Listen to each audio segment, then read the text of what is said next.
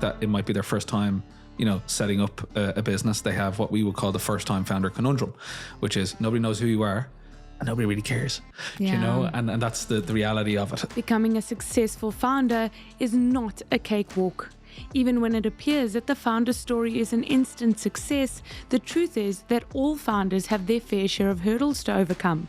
James McCann, the founder and CEO of the now thriving PR agency ClearStory International, is no different. James seemed to have the perfect origin story, but he reveals to us that beneath the surface, there were times when he didn't think his company would end the month in the black.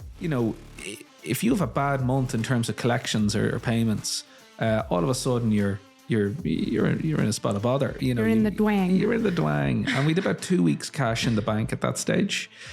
We had, the wage bill coming pretty quickly by the end of the month. And at the time, we didn't have the cash in the bank to pay those wages. So my girlfriend, who's now my wife, Siobhan, indeed, had come over to Hong Kong. At the end of that, we were going to do a bit of a holiday together, and I'd booked us, kind of a balcony, room. This is romantic. Yeah. You didn't tell me about this, guys. No. And go Siobhan. And she rocked up, and I was like, yeah, let me just sort out the room, But meanwhile, you're having heart palpitations over cash flow. I didn't have the money.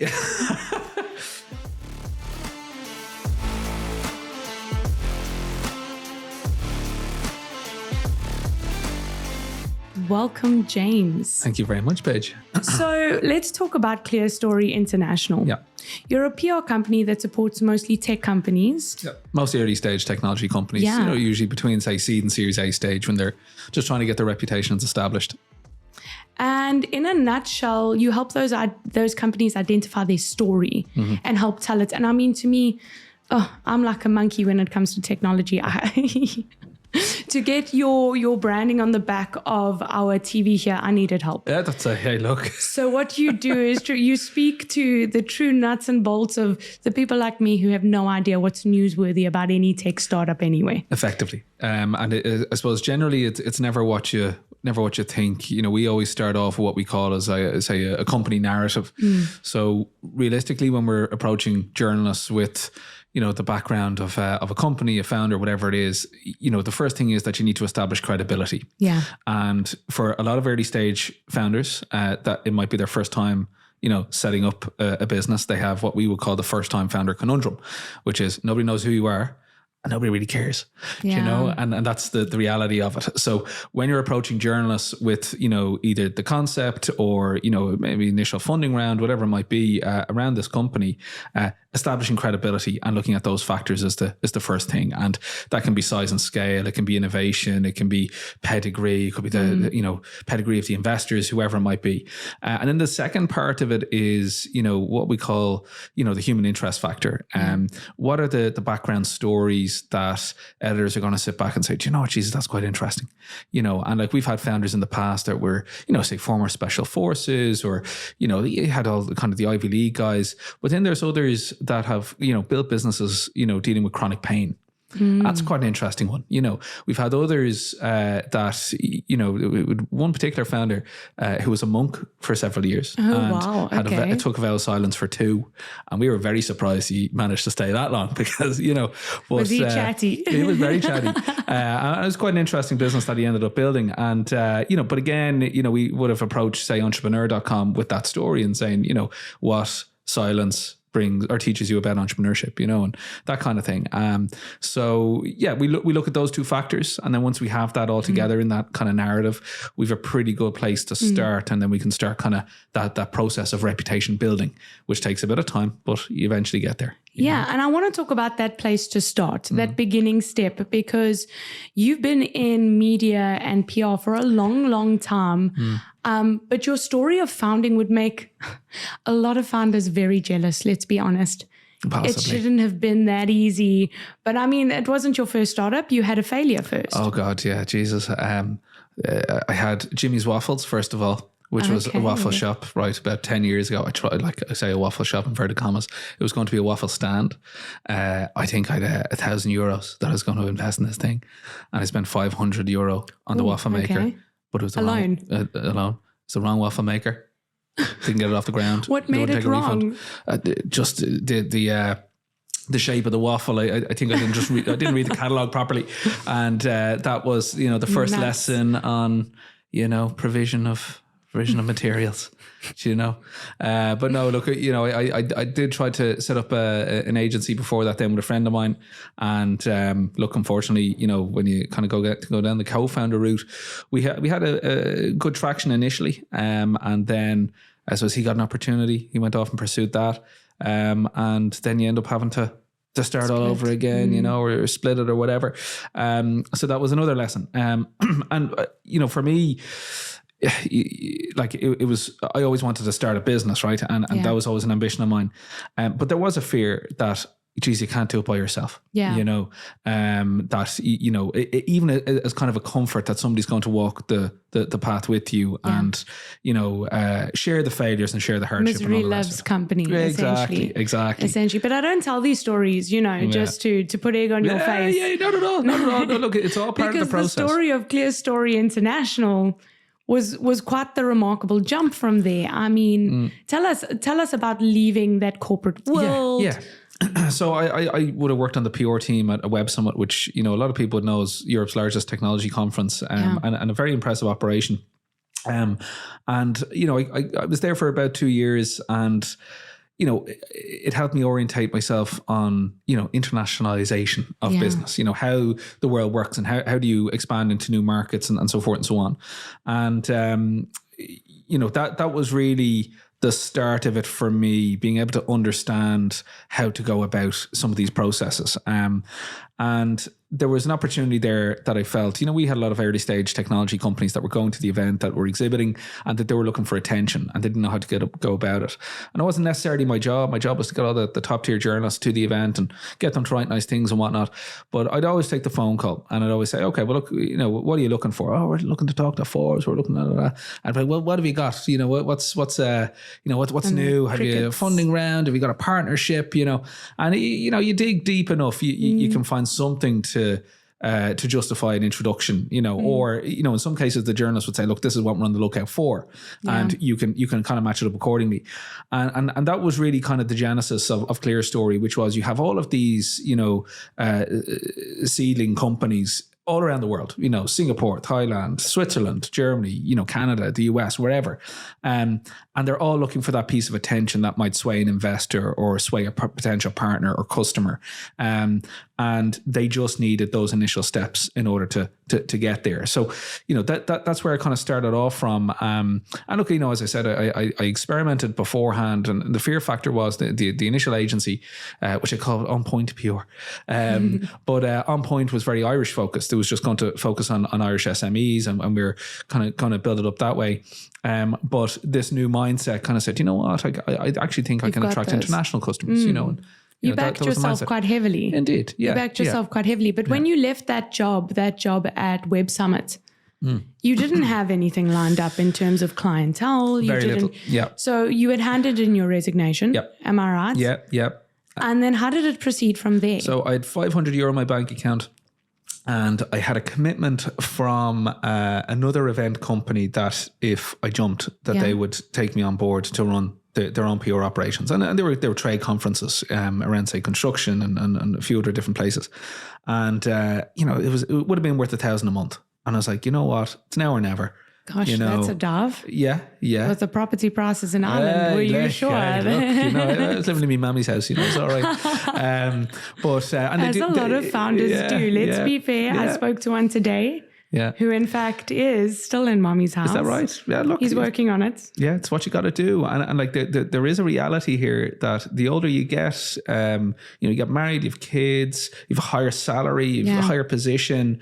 It's harder to jump. It's harder to take the risk. The lifestyle changes completely. The lifestyle changes. You're going back to zero nearly in many cases. You're dipping into savings. You're doing all that kind of stuff. And you're away again. But so I had €1,000 a month that was somewhat guaranteed. And I said, you know what, look, it just has to happen now. Handed in the notice. I had one last conference to do, which was in Hong Kong, Rise, my favorite.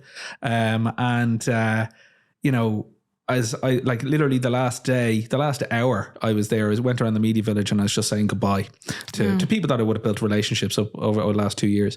And there was a particular journalist from TechCrunch over there who introduced me to a Thai businessman who was organising a tech conference over there as well. And he said, look, we'd love to have you on board to help promote it. And me and Amarit are still, very good pals. It just kind of spiraled from there. That was another client. And then I was saying goodbye to a female entrepreneur, network owner, basically. And she was looking for help to promote her network. And that was 500 quid a month, So I walked out of the job with 3 clients and about 3.5 grand a month. And for every founder everywhere who's still in that first phase, that's just upsetting. Isn't it? Come on. It is. Come on. The grind. I know.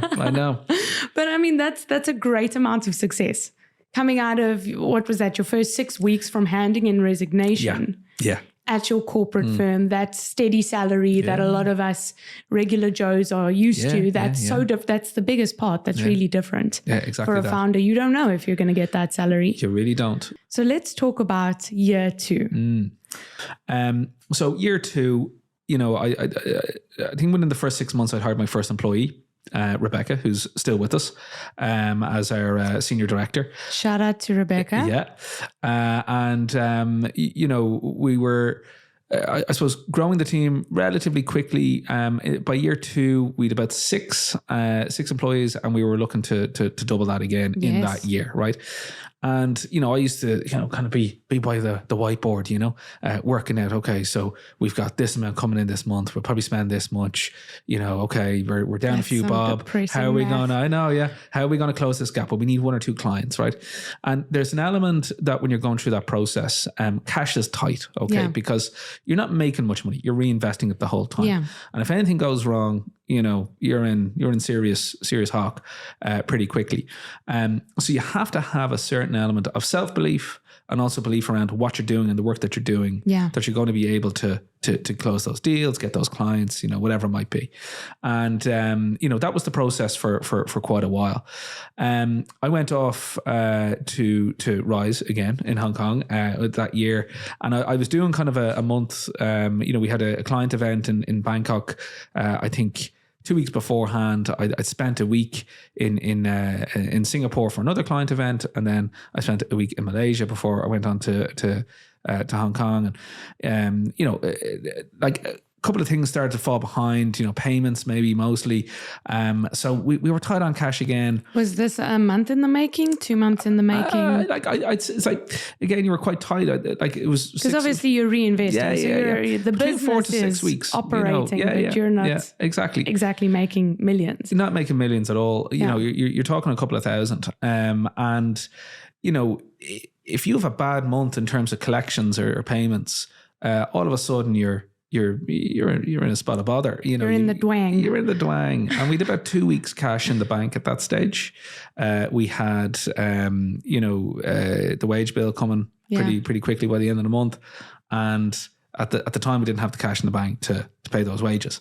So my girlfriend, who's now my wife, Siobhan, indeed, had come over to Hong Kong.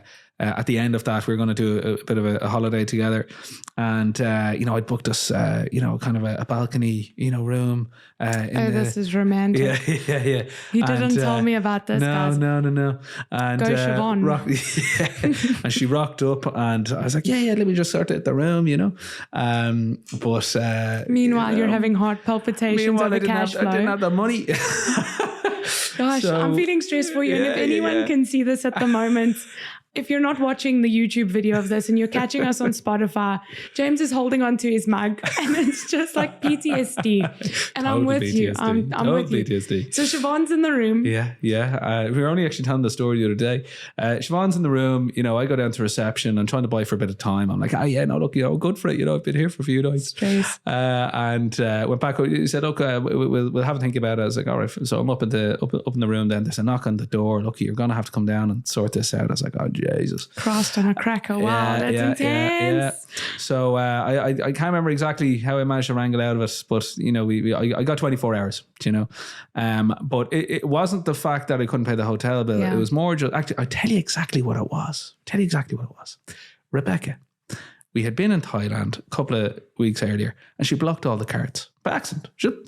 By accident. Rebecca. She kept putting her own pin number in, and obviously they freeze when you accidentally put in the wrong pin. Exactly, and I couldn't get them unfrozen because I go to the bank and all the rest of it. So that's an Irish bank problem then as well. Not the easiest banking system. So I was dependent on my own cards at that stage. Hadn't paid myself or something. I just, I wasn't managing myself particularly well either. And at that stage, I don't think I was paying myself a regular wage. Yeah. I was kind of drip feeding it in. Exactly. So anyways, I had no cards, and I was short of a few bob myself. And I think eventually I got it sorted, an overdraft or something like that. I tapped into it. But in any ways, we were over there. We'd no money. Wages were due in 2 weeks' time. I was freaking out. I had the girlfriend, over. Did Siobhan know you were freaking out? Was it on your face? No, I don't think so. Not yet. Not yet. And 2 o'clock then that night, I said, I can't take any more of this. I'm done.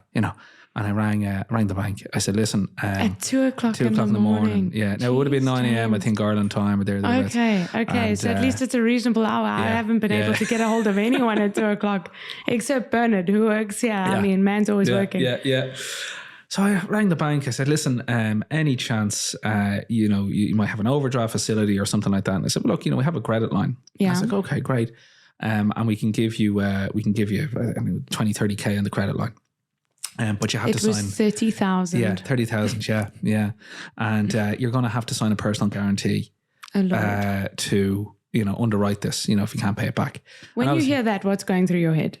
Well, I ignored it. Okay. Yeah. And look, part of it is, and the reason why, not to sound facetious about it, because it is an awful lot of money. This is at the stage where, in order to make a decision like that, you have to have faith that you will work your way out of it. Is this a systemic thing? I.e., you're kidding yourself and you'll never get the money, and you're going to take this as a last stab and fingers crossed and all the rest of it. Is it a gamble? Really, is what I'm saying. Or is it a cash flow problem? Have you got faith that you'll get that money? When will you get that money?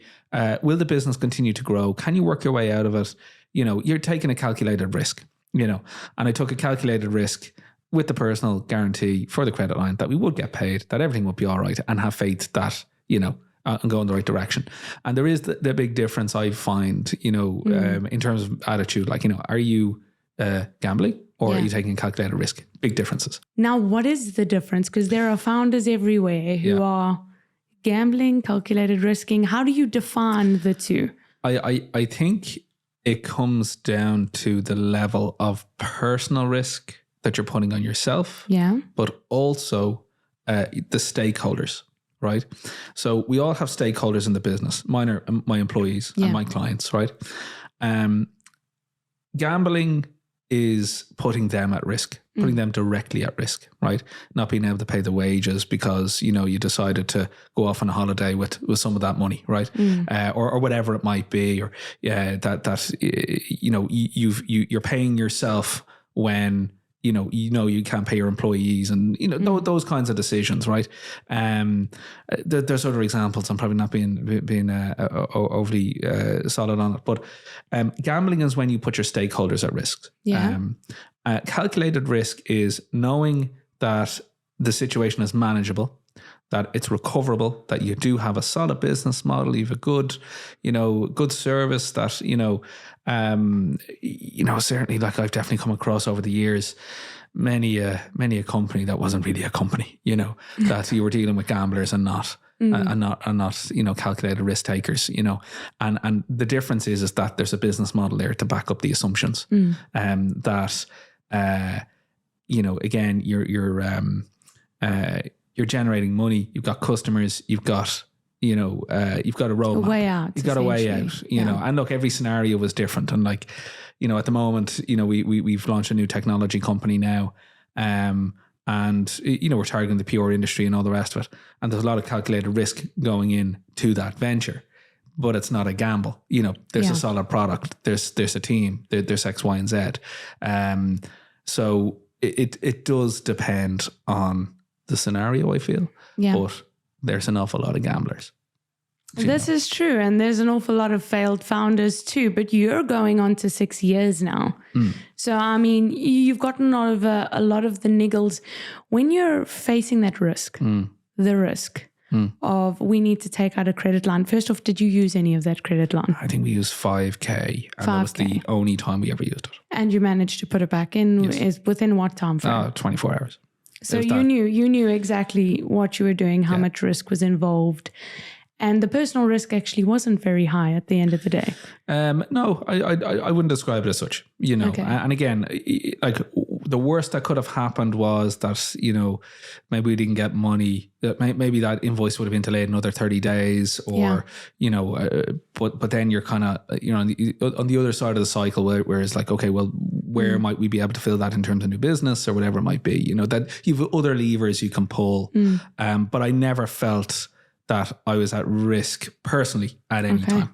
Even though there was a personal kind of assurance on it's that. It's kind of like somebody dangling a knife over your head, That's good pressure and bad pressure, right? But it's attached to a really solid prize. Yeah, exactly. Balloon. Yeah, something.